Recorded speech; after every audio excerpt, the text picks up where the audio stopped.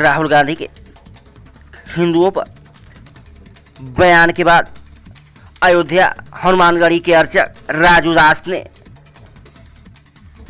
दी अपनी प्रतिक्रिया और योगी आदित्यनाथ ने भी दिया प्रतिक्रिया। आइए सुनाते हैं कि आखिर में राजू दास और उत्तर प्रदेश के मुख्यमंत्री योगी आदित्यनाथ ने क्या कहा। देखा पूरी रिपोर्ट।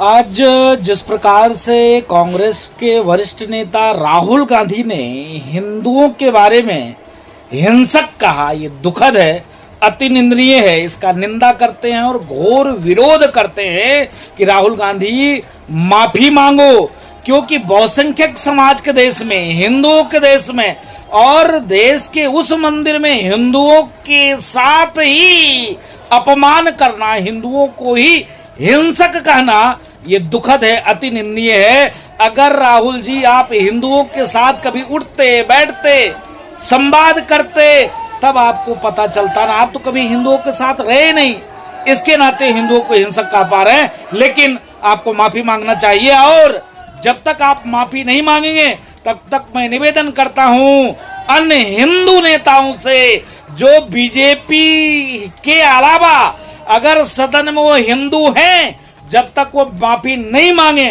तब तक सदन में उनको बोलने का अधिकार नहीं। राहुल गांधी के दोनों बयान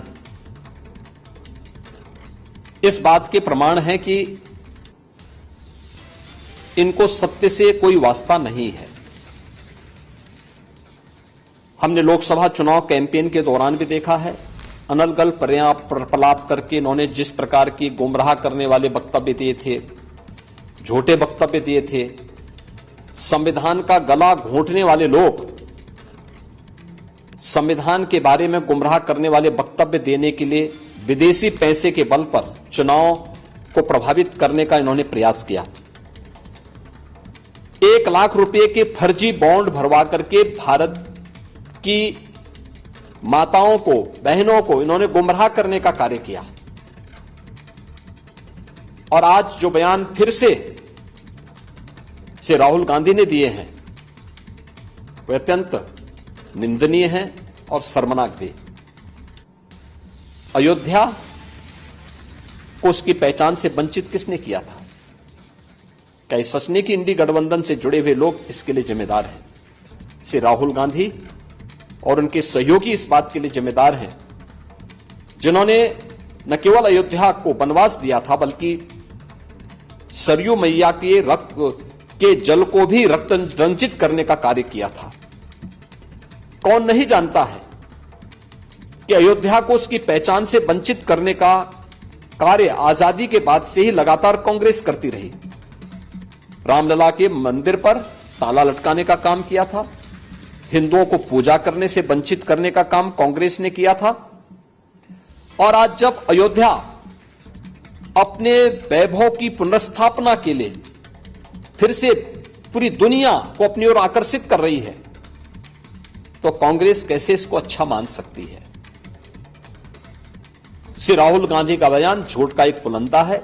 सच्चाई यह है, अयोध्या के अंदर 1733 करोड़ रुपए केवल मुआवजे के रूप में अयोध्या वासियों को प्रदेश सरकार ने उपलब्ध करवाए हैं।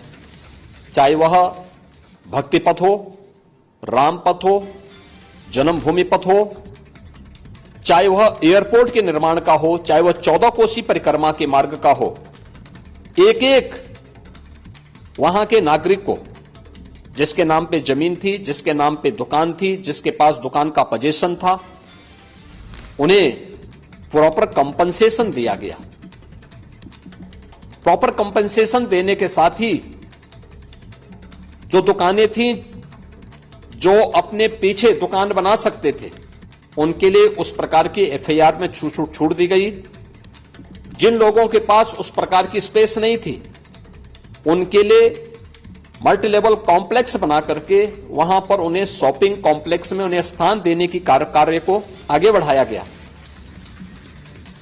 श्री राहुल गांधी के बयान सत्य से परे हैं, झूठ का एक पुलंदा है।